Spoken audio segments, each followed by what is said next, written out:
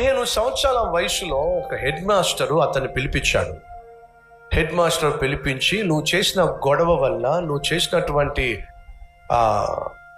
రౌడీగా ప్రవర్తించటం వల్ల నిన్ను ఈ స్కూల్లో పెట్టుకోవడానికి వీల్లేదు. ఎందుకంటే నీలాంటి వాడు స్కూల్లో స్టూడెంట్గా ఉన్నట్లయితే మిగతా స్టూడెంట్స్కి ప్రమాదం.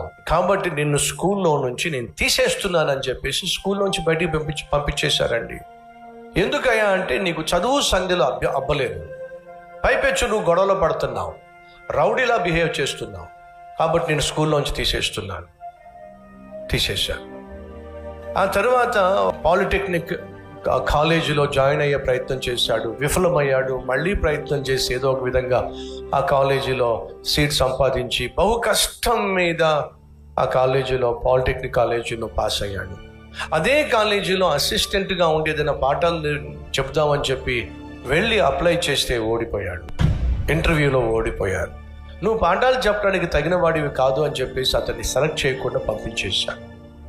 ఆ తర్వాత బోర్డింగ్ స్కూల్లో ఉన్న స్టూడెంట్స్ కన్నా ట్యూషన్ చెప్పుకుందాం అని చెప్పేసి ట్యూషన్ ప్రారంభించాడు. అలా ట్యూషన్ ప్రారంభిస్తే కొన్ని రోజులు బాగానే సాగింది, కానీ ఆ తర్వాత ఈ మనిషికి ట్యూషన్ కూడా చెప్పడం చేత కాదని చెప్పేసి ఆ ట్యూషన్కి పేరెంట్స్ స్టూడెంట్స్ని పంపించడం మానేశారు. ట్యూషన్ టీచర్గా కూడా ఫెయిల్ అయిపోయాడు.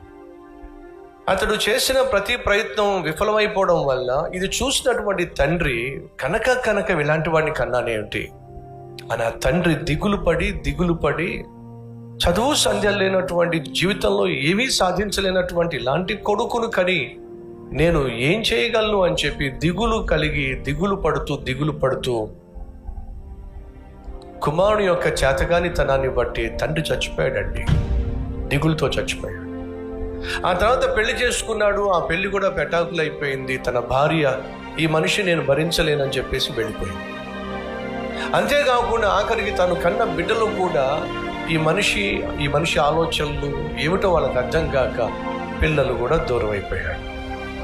తను ఏదో సాధించాలి అని తాపత్రయపడుతూ ఉండేవాడు, కానీ ఏమీ సాధించలేకపోయాడు. పైపెచ్చు ఆరోగ్యం పాడైపోయింది, మానసికంగా కుప్పకూలిపోయాడు. రెండో ప్రపంచ యుద్ధం వచ్చేసింది. తను ఏదో చేయాలని చేసిన ప్రయత్నాలన్నీ కూడా ఆగిపోయినాయి. అతడు యూదుడు కనుక రెండో ప్రపంచ యుద్ధంలో తన ప్రాణానికి హాని ఉంది అని చెప్పి ప్రాణాలు గుప్పెట్లో పెట్టుకుని బ్రతకాల్సి వచ్చింది. తన జీవితంలో తాను అనుకున్నది ఏమీ సాధించలేకపోయాడు. కానీ అతడు చేసింది ఏమిటయ్యా అంటే, సాధించేంత వరకు తను ఏమైతే సాధించాలనుకున్నాడో దానిని మాత్రం విడిచిపెట్టకుండా ప్రయత్నం చేస్తూనే వచ్చాడు. ఫలితంగా నోబెల్ ప్రైజ్, భౌతిక శాస్త్రవేత్తగా, ప్రపంచంలోనే ఒక గొప్ప భౌతిక శాస్త్రవేత్తగా అతను విజయం సాధించి నోబెల్ ప్రైజ్ పొందుకున్నాడు. అతను ఎవరో తెలుసా మీకు?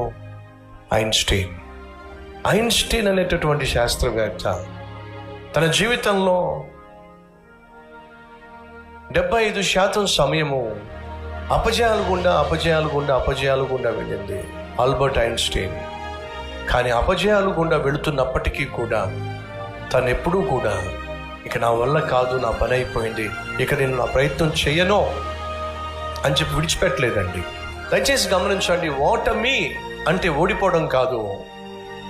ఓటమి అంటే ఓడిపోయిన ప్రతిసారి జయించటానికి నువ్వు ప్రయత్నము చేయకపోవటమే అసలైన ఓటమి. ప్రపంచంలో గొప్ప గొప్ప విజయాలు సాధించిన వాళ్ళు కష్టపడే పైకొచ్చారు, ఎన్నో ఓటములను ఎదుర్కొన్నారు.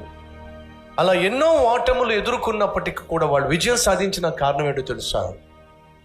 ఒకే ఒక కారణం, విజయం సాధించేంత వరకు వాళ్ళు ప్రయత్నం చేస్తూనే ఉన్నారు.